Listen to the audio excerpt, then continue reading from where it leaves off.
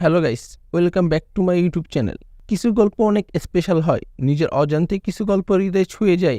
তেমনই একটি গল্প 2018 সালে রিলিজ হওয়া পারফেক্ট ওয়ার্ল্ড মুভিটি। সিনেমাটির কিছু দৃশ্য হয়তো আপনি সহজে মানতে পারবেন না, আবার কিছু চরম বাস্তবতা আপনাকে চাপা কষ্ট দিবে। মাঝে মাঝে কিছু বাস্তবতা কঠিন হলেও মানতে হয়, এই মুভিটি তার বাস্তব একটি প্রমাণ। মুভির মাঝের কিছু দৃশ্য আপনার মনকে আহত করলেও আমি চ্যালেঞ্জ করে বলতে পারি, হৃদয় ছোঁয়া একটি ঠান্ডা অনুভূতি নিয়ে আপনি সিনেমাটি শেষ করতে পারবেন। বলতে আপনি বাধ্য হবেন, উপরওয়ালা যেটা করে সেটা প্রথমে খারাপ মনে হলেও সেটার পিছনে ভালো কোনো অর্থ আছে। তো চলুন তাহলে শুরু করি, থাকুন ভিডিও শেষ পর্যন্ত। গল্পের শুরুতে আমরা একটা মেয়েকে দেখি। মেয়েটির নাম হচ্ছে হানা। সে ইন্টার সেকেন্ড ইয়ারের একজন ছাত্রী। এই ছেলেটির নাম হচ্ছে ইচ্ছু। সে আমাদের গল্পের প্রধান চরিত্র। সে ইন্টার সেকেন্ড ইয়ারের একজন স্টুডেন্ট। একটু আগে যে মেয়েটিকে দেখালাম, হানা, সে ইচ্ছুকে অনেক পছন্দ করে, কিন্তু সে কোনোদিন ইচ্ছুকে তার ভালোবাসার কথা জানাতে পারেনি।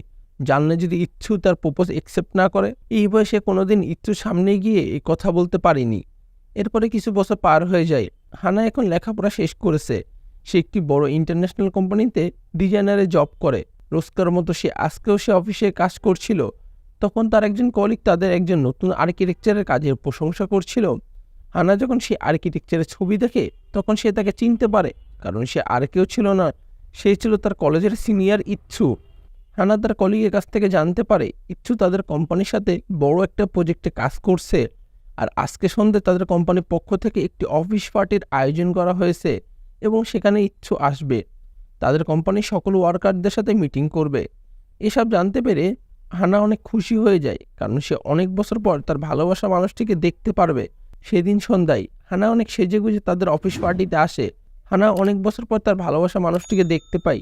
ইচ্ছু তাকে দেখেই বলে ওঠে, তুমি হানা না? কেমন আছো? হানার মুখে যেন হাসি জ্বরে পড়ে। ইচ্ছু সামনে গিয়ে হানা বসে। অনেক বছর পর তার ইচ্ছুর সামনে লজ্জা লাগছে।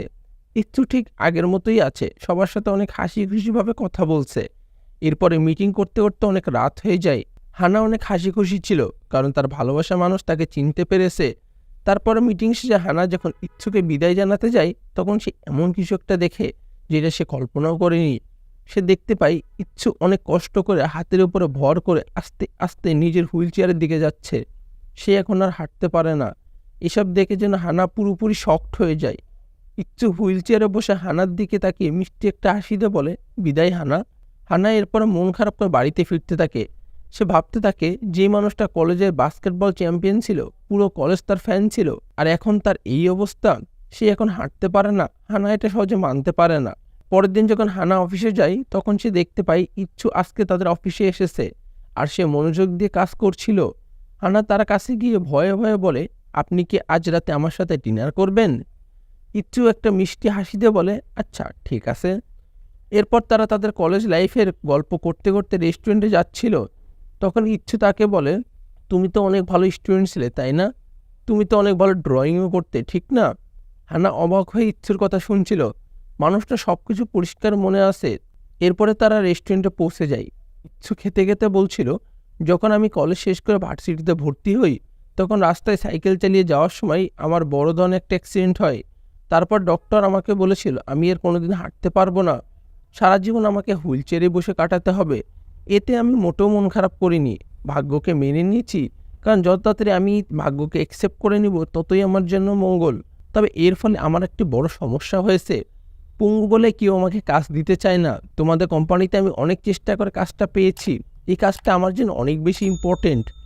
এরপরের দিন অফিসে যখন হানা কাজ করছিল, তখন তার কাছে একটি ফোন আসে। ফোনটা পেয়ে সে ছুটে হসপিটালে চলে যায়। আমরা দেখতে পাই ইচ্ছুর একটা অপারেশন হচ্ছে।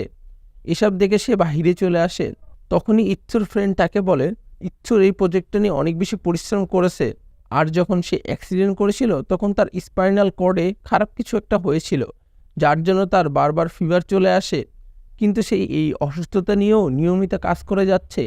আর সে যে প্রজেক্টে নিয়ে কাজ করছে, সেই প্রজেক্টের কাজ কালকেই জমা দিতে হবে, কারণ তার কাছ থেকে যদি এই কাজটা একবার বের হয়ে যায়, তাহলে সে আর কখনোই কাজ পাবে না। কিছুক্ষণ পরে হানা ইচ্ছুর সাথে দেখা করতে আসে।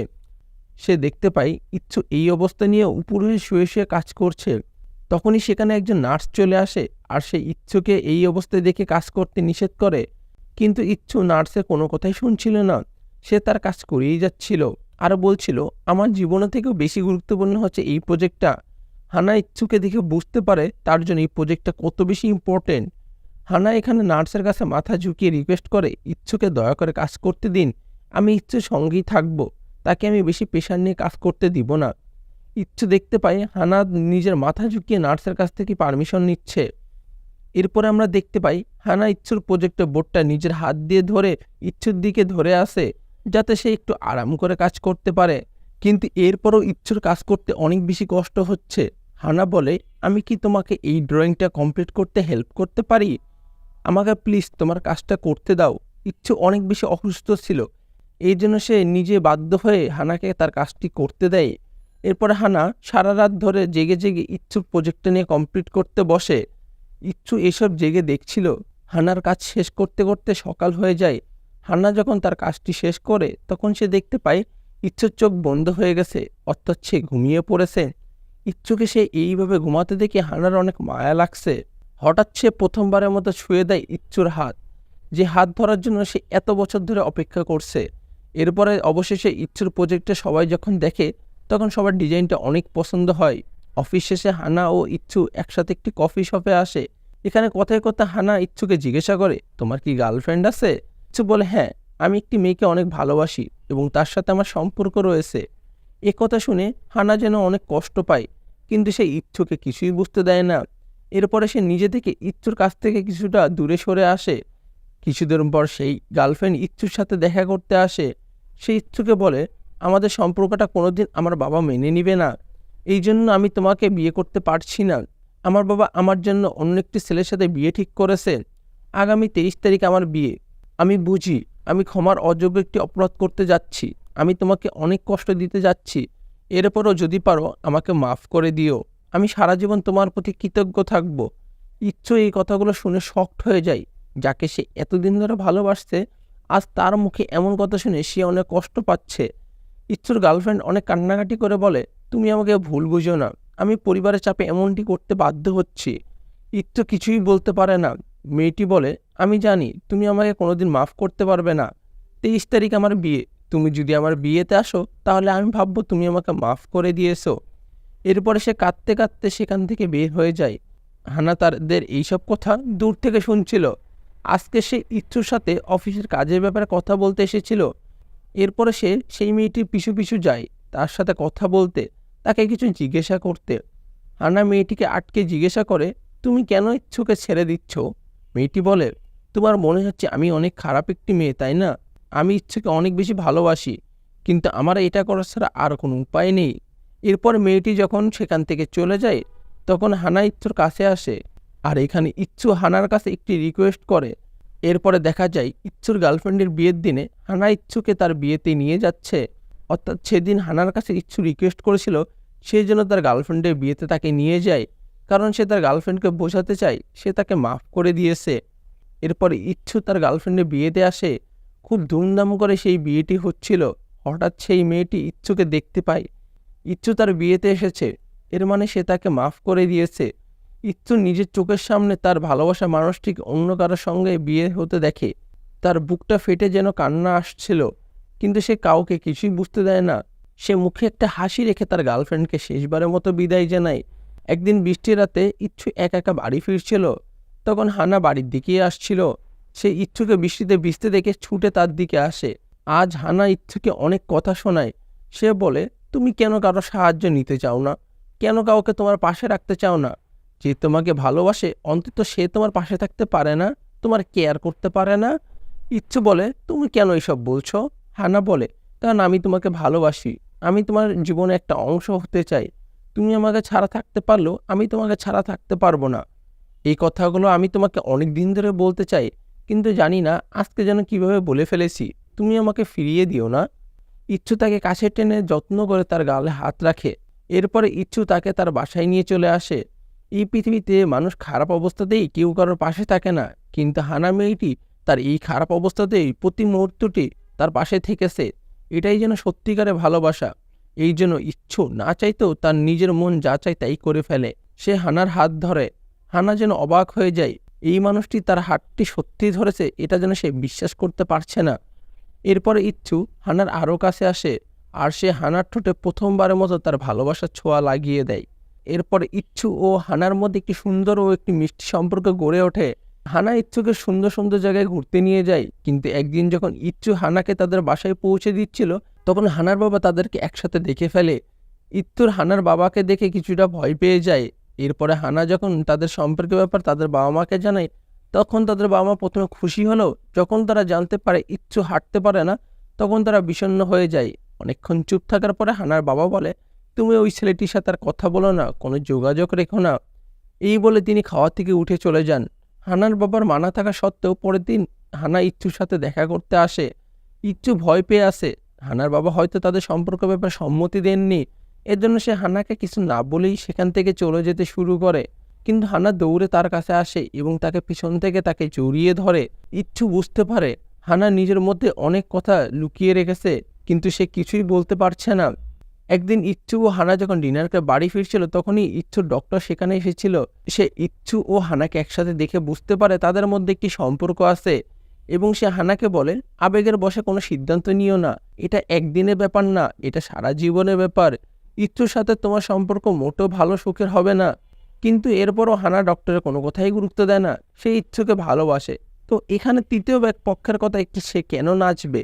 কিন্তু এখানেই শেষ নয়। ইচ্ছু সবচেয়ে কাছের বন্ধু তাকে একদিন বোঝায় এটা সঠিক সিদ্ধান্ত নয়, তুমি তোমার জীবন নষ্ট করো না। একজন পঙ্গু মানুষের সাথে সারা জীবন এভাবে কাটানো মোটেও সহজ ব্যাপার না। হানার মাও তাকে বোঝায়, তুমি যে কাজটা করতে যাচ্ছ এটা মোটেও ঠিক না।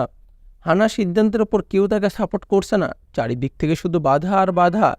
এর জন্য সে অনেক বেশি ডিপ্রেসড ছিল। একদিন সে যখন ইচ্ছুকে নিয়ে বাড়ি ফিরছিল তখন একটি লোকের ধাক্কায় সে ট্রেন ট্র্যাপে পড়ে যায়। ইচ্ছু তাকে ধরতে পারে না, এক্ষুনি ট্রেন আসবে। হানা অজ্ঞান হয়ে গেছে। ভাগ্যক্রমে ট্রেন আসার ঠিক আগ মুহূর্তে কিছু লোক এসে হানাকে বাঁচায়।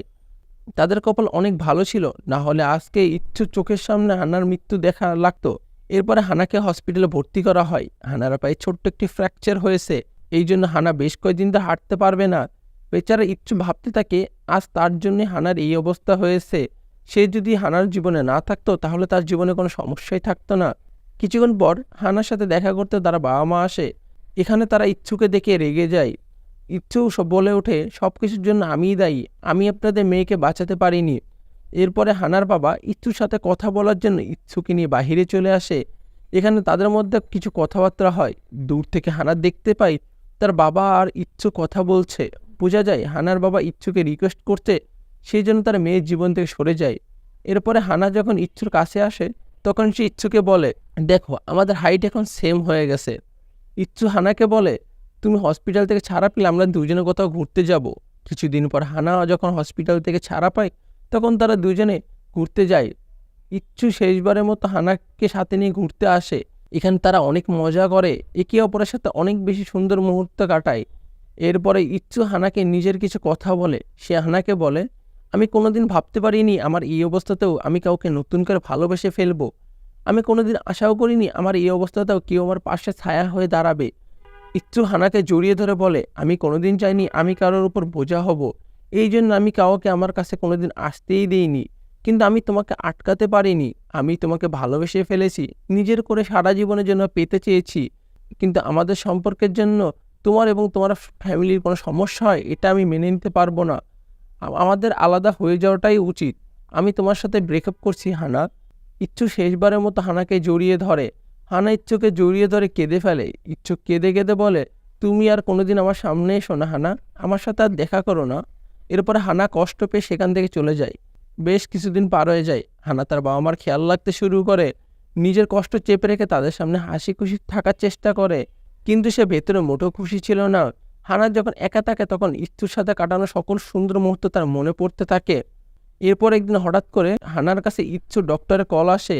তিনি বলেন, ইচ্ছুর বড় একটি অপারেশন হতে যাচ্ছে, আপনি যদি ইচ্ছুর সাথে দেখা করতে চান তাহলে হসপিটালে চলে আসতে পারেন। এটা ইচ্ছুর জন্য অনেক বড় একটি অপারেশন, যদি অপারেশনটি সাকসেসফুল না হয় তাহলে তার জীবনে চলে যেতে পারে। হানা এই খবরটি শোনার পরে হানা তার বাবার কাছে গিয়ে বলে, ইচ্ছুর অনেক বড় একটি অপারেশন হতে চলছে, এখন আমার তার পাশে থাকা উচিত।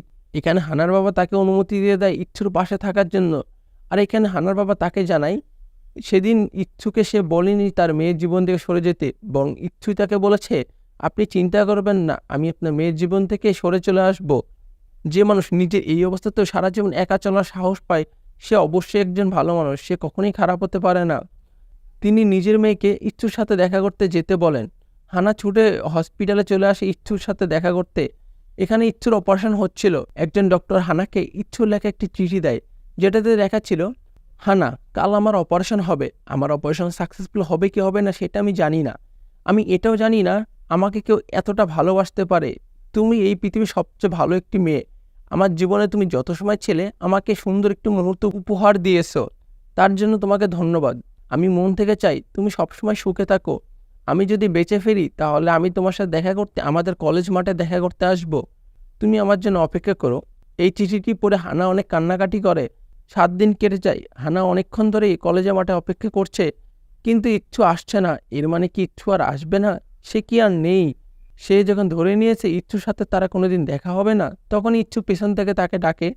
এর মানে ইচ্ছুর অপারেশনটি সাকসেসফুল হয়েছে, ইচ্ছু বেঁচে আছে। ইচ্ছু হানার কাছে এসে বলে, কেমন আছো? হানা এখানে বলে, আমি সবসময় তোমার সঙ্গে থাকতে চাই। আমি কখনোই তোমাকে ছেড়ে যাব না। আমার বাবা মাও চান আমি তোমার সঙ্গে থাকি। আমাদের মাঝে আর কোনো সমস্যা বাধা সৃষ্টি করতে পারবে না। হাজার বাজার থাকা সত্ত্বেও আমি তোমার সাথেই থাকতে চাই। আমি তোমাকে ছাড়তে পারবো না। ইচ্ছু বলে, সৃষ্টিকর্তা হয়তো আমাকে এত বড় অপারেশনের পর বাঁচিয়ে রেখেছেন শুধুমাত্র তোমার জন্যই। আমিও তোমাকে আর হারাতে চাই না। এরপরে হানার দিকে সে তার হাত বাড়িয়ে দেয়। হানা ইচ্ছুর হাত ধরে। ইচ্ছু তাকে কাছে টেনে নিয়ে কিস করে। আর এরকম একটি মিষ্টি মুহূর্ত দিয়ে সিনেমাটি শেষ হয়ে যায়। সিনেমাটি যদি ভালো লেগে থাকে তাহলে আমাদের বলতে পারেন কমেন্ট করে। দেখা হচ্ছে নতুন ভিডিওতে।